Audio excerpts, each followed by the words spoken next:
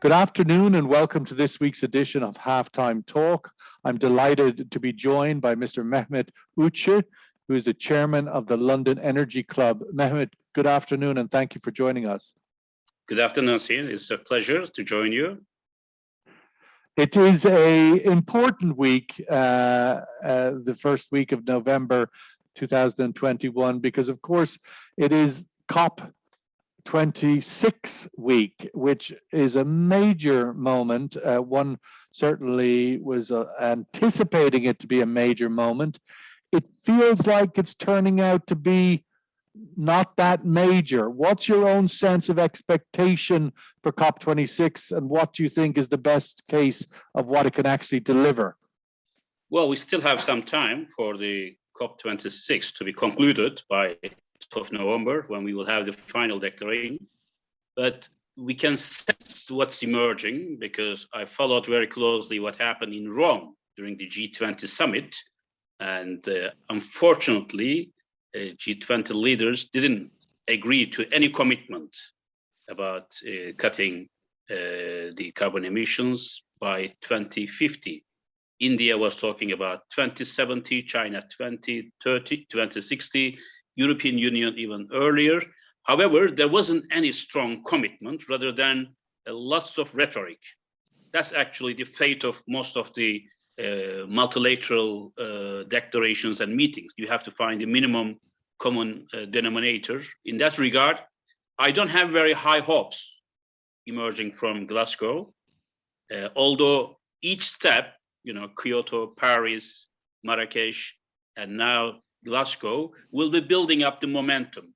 However, I think the gravity of the climate change risks we are facing are very, very high and strong, and it requires some drastic measures rather than half-time, half-cooked measures and commitment. The international energy system and multilateral world order as well, I don't think is at a mature level where we can take these radical measures and implement them. Most importantly, implement. From one meeting to another, we have declarations. However, when it comes to implementation, execution, we are very short on it. I think only country probably that can deliver by 2050 its commitment is Bhutan or some of the small Pacific islands. So we have seen in the past that the United States, not by government decree, but just by the private sector initiative and the economic opportunity. We saw, for example, at Kyoto, that they were able to reach the levels of the Kyoto targets without actually ratifying the agreement. Do you have any expectation on that level, that instead of from the top down, maybe from the ground up, we'll be surprised? I think that's what's happening already in many countries, including Turkey as well. I can observe that, although Turkey dragged its feet to ratify the 2015 Paris Agreement, and finally Parliament approved it. But before then, Turkey has taken a number of steps to green its energy, upgrade efficiency, and take other measures to cut emissions. I think the same is going on in the United States without committing to an international instrument. The same goes in China, thanks to Xi Jinping's green growth strategy, fed up with all this pollution and energy-intensive industries. So the nations are taking their own measures. Now the issue is whether we can turn them into a global framework and work together. If necessary, bring also sanctions for nations who are not complying with the Paris Agreement, now Glasgow understanding that we will have.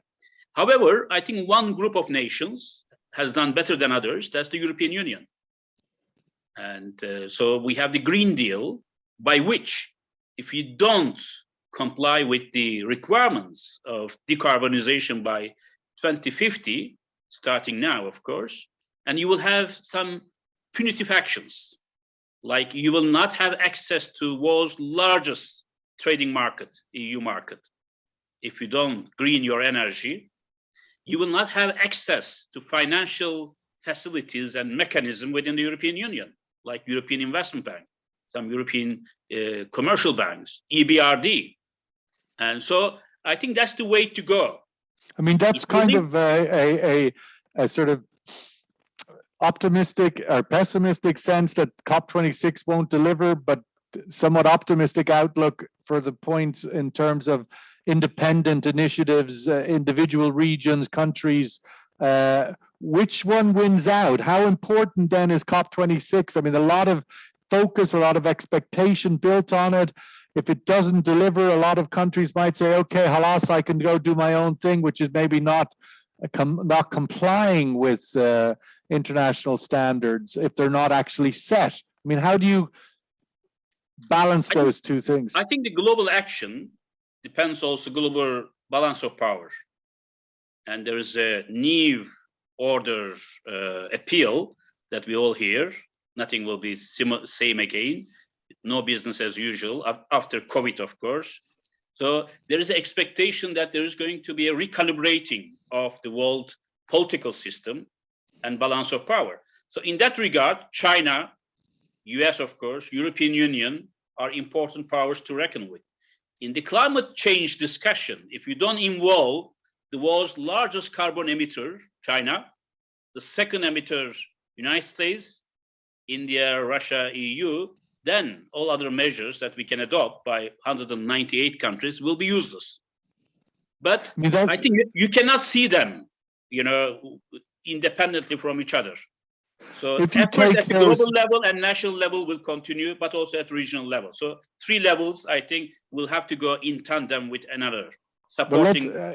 If we look at the regional level in our region, Middle East, Mediterranean, one of the problems with the global climate challenge at the moment, and perhaps has been case for a while, but certainly at the moment, it feels like it's fallen into the crack of maybe a new Cold War. China and America can't agree on anything, never mind something as big as climate change.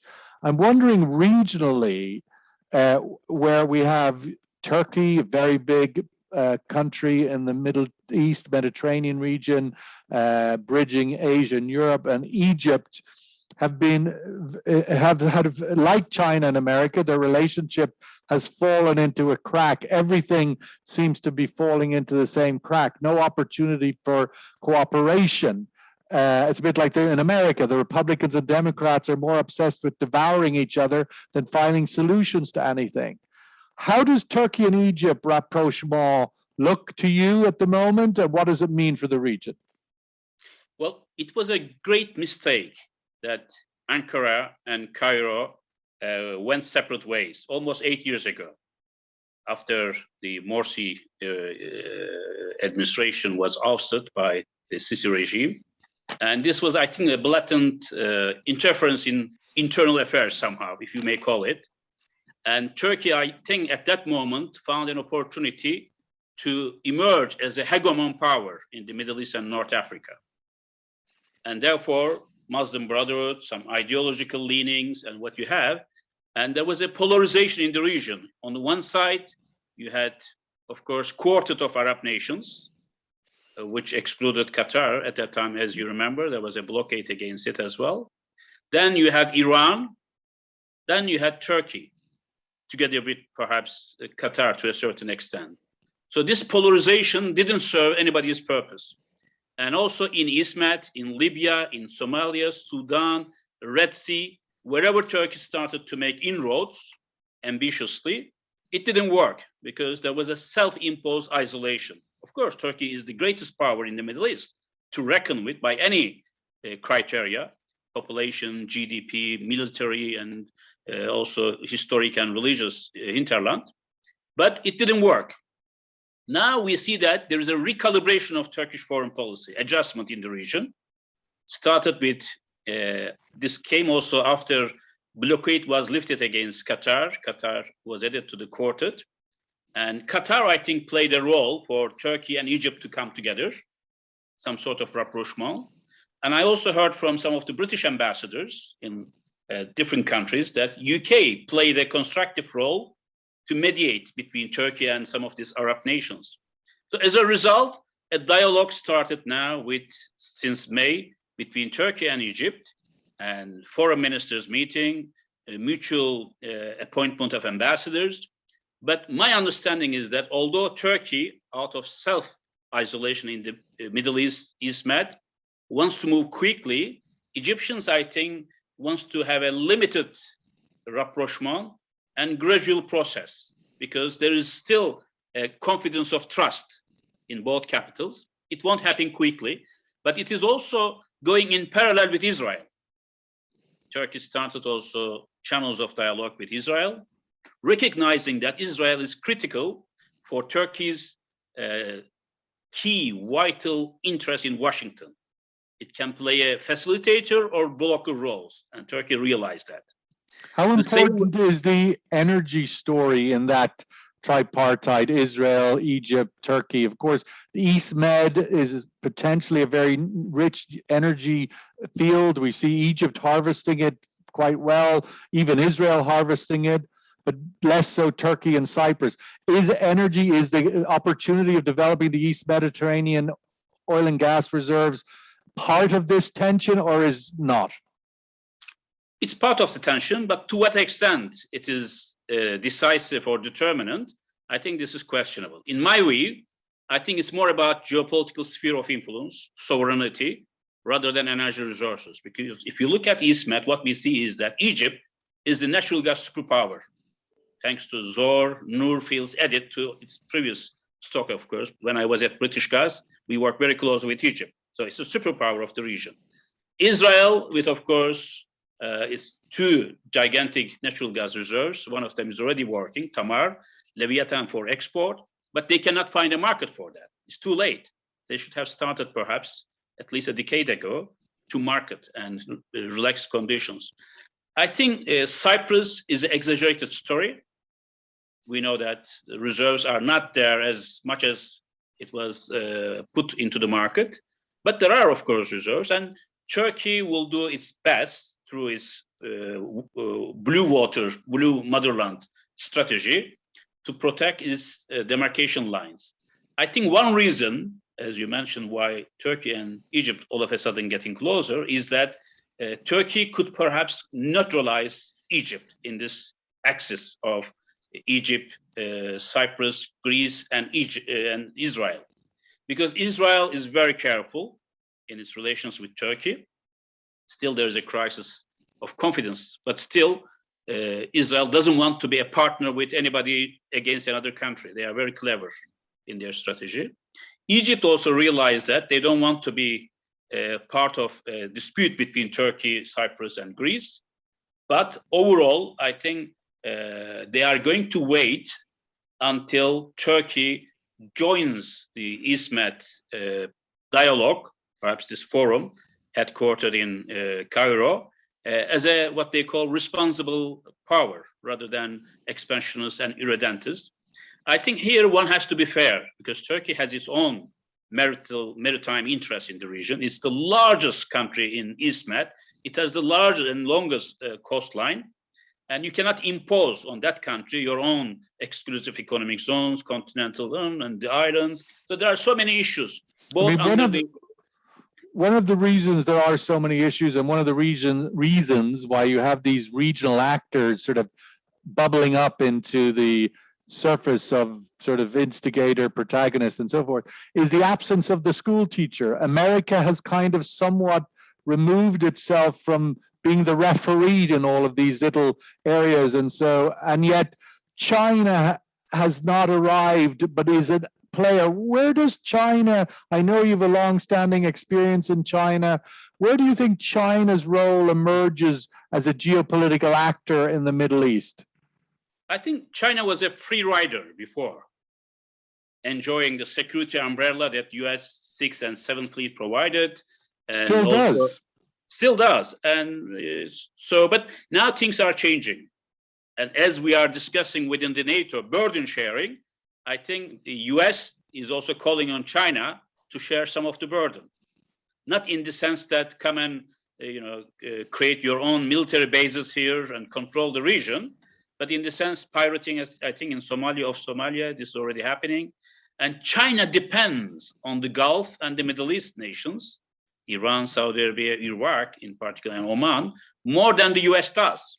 So energy-wise, and it's important that China will be more active, trade-wise as well, because what Chinese are doing in a very clever way, recycling what they pay for oil and gas in the region, and trade-wise, I think they are selling more to the region than they buy. So this region for China is critical. It's already evident that we see Chinese inroads in Saudi Arabia.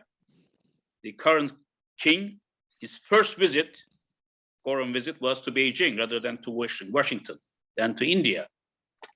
So balance of power is changing. Power is shifting to East, led by China and India. And energy is a critical element there, especially for Chinese. Now they are buying all this LNG cargoes as much as they can buy. They are building up their strategic oil stockpiles in Hainan Island and elsewhere. And therefore, China could be not a destabilizing force in the region. As now we are seeing in Afghanistan, US is pulling out, NATO is pulling out. The expectation is that China might be stepping in. But I don't think it's going to be that easy. So in the Middle East, US is disengaging slowly, gradually, because they see the major interest for the United States is not the Middle East. It is the Asia-Pacific region, where the real growth is coming. The real competitor is China. And that's the reason why we have this new security. So how does the Middle East navigate that? Because ultimately, you know, we're seeing at the moment, for example, the American administration, Joe Biden, calling on OPEC, Saudi Arabia to increase oil supply to try and calm down oil prices. Saudi Arabia seems to be not answering the telephone. And yet China is not playing that security blanket role that you mentioned, but yet is the market. Where does the regional countries balance those two things? A somewhat withdrawal of the US, but the security is still critical, but the customer is China. Yes, I think there's a sense in many capitals in the Middle East and Gulf that there is some sort of betrayal by the United States. Betrayal in the sense that it is disengaging. It is not providing the support that they were expecting, like in Trump area. And you can see that in Saudi Arabia, especially, that they don't see the same type of enthusiastic support and security assurance provided by the Trump administration. So Biden's approach is a little bit different. And there is also a general feeling that when US interests dictated, and they might abandon their partners, allies in the region. There is such a trend as well, historically speaking. And therefore, China is very cleverly focusing on mercantilist strategy, selling as much as possible, getting the raw materials and energy resources from the region, and not getting involved in any disputes within the region. I mean, they can speak to Tehran as comfortably as they speak to Riyadh, or Baghdad, or Ankara, or Tel Aviv.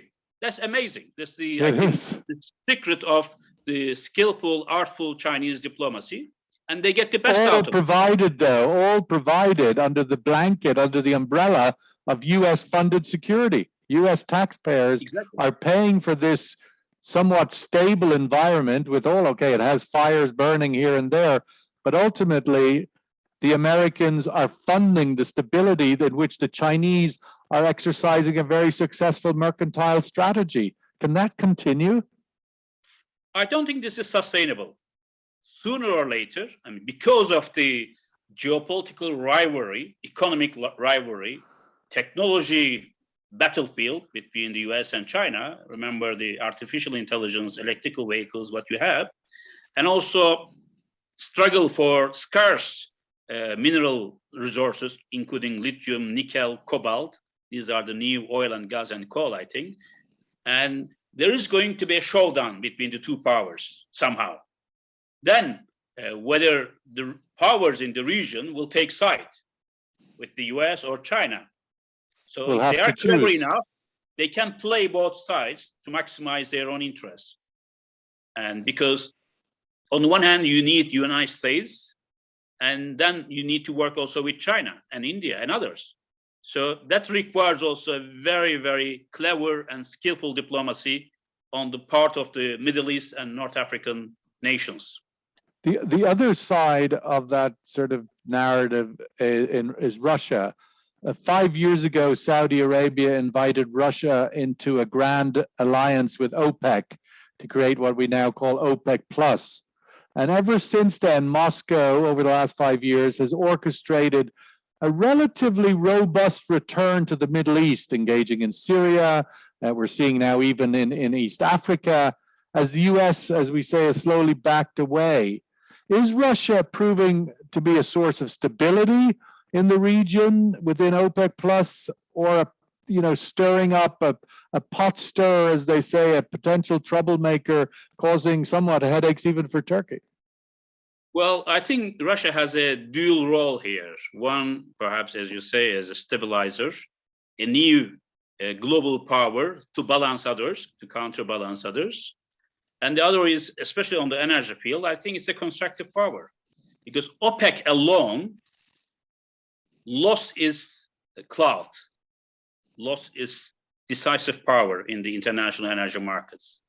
So with the addition of Russia and other non-OPEC countries under the OPEC Plus formula, things have changed. I think OPEC nations, together with Russia and its partners, regained some of its influence. And also remember that international oil market is no longer the same as 10 years ago.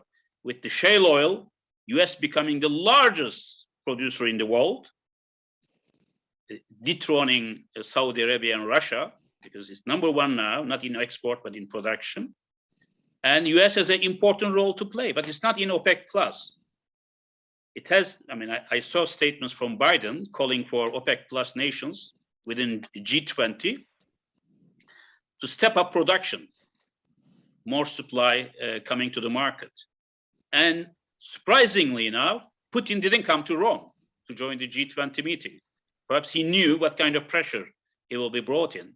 They prefer to keep the current production cuts, and because we see that the prices is going up almost more than 100% in a year, though less than the natural gas prices, almost 700% in Europe only. And so this is a very strange situation in which I want to. Yeah, go ahead.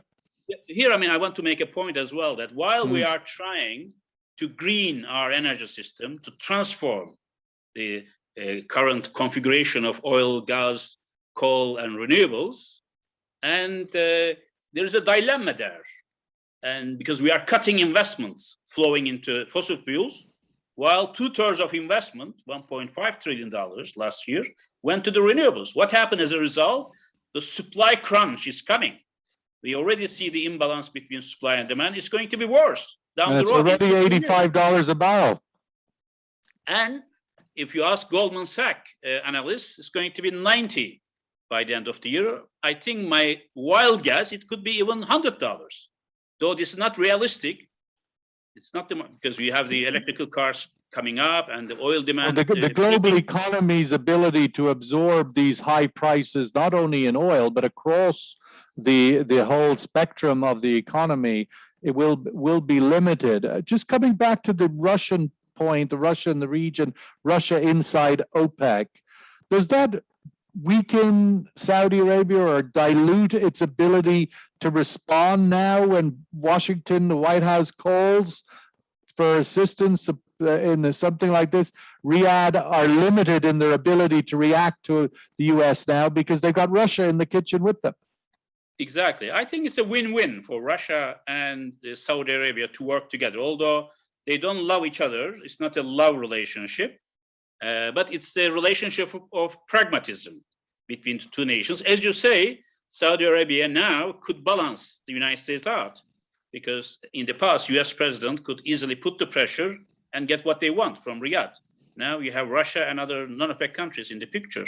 And also alone, Riyadh was not so powerful, although it's the largest and most powerful nation within OPEC, but OPEC is diluted. As you know, you have polarization there, Venezuela, Iran, some of the North African countries. So they have different interests. Also, some of the OPEC nations left, as you know, although small nations, but they left. So there was a risk of disarraying OPEC. Now with Russia joining, I think this has changed significantly. On the point of Saudi Arabia and regional actors, of course, we have the big talks of the renewing of the Iran nuclear agreement. These talks are not happening, or have had an interruption with the Iranian election. What is your outlook for that, and also the parallel talks that seem to be ongoing between Saudi Arabia directly with Iran? Does any of that, do you think, does it arrive at a constructive destination, or does it fall apart? Well, that's our hope. If we want to have peace, prosperity, security in the region, I think some sort of rapprochement or accommodation with Iran is essential. But it has to be, in the tango, you need to have two. You can't tango with one. And Iran, with the new president, we don't know yet how he's going to perform. But if they are really willing and committed, and this might happen because Biden is quite disposed to having a constructive engagement with Iran if they respect and comply with the international commitments.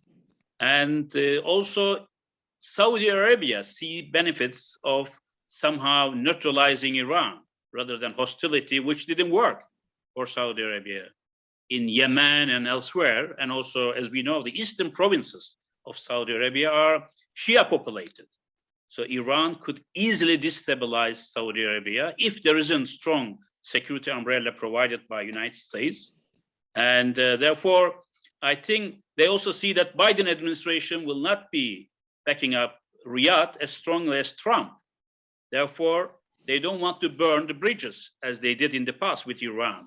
And if Iran also gets out of its own self-isolation in a way because of its policies, then Afghanistan is an important factor here because Iran could be a stabilizer on that front as well. Then things might change.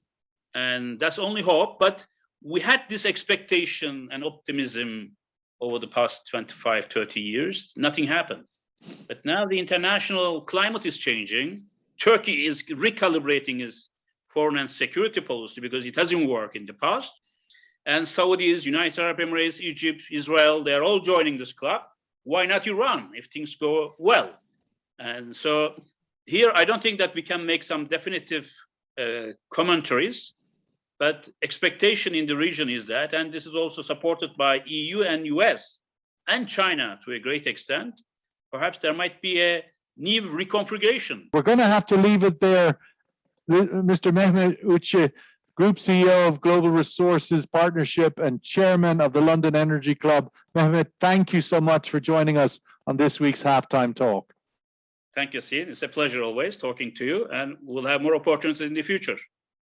I look forward to it.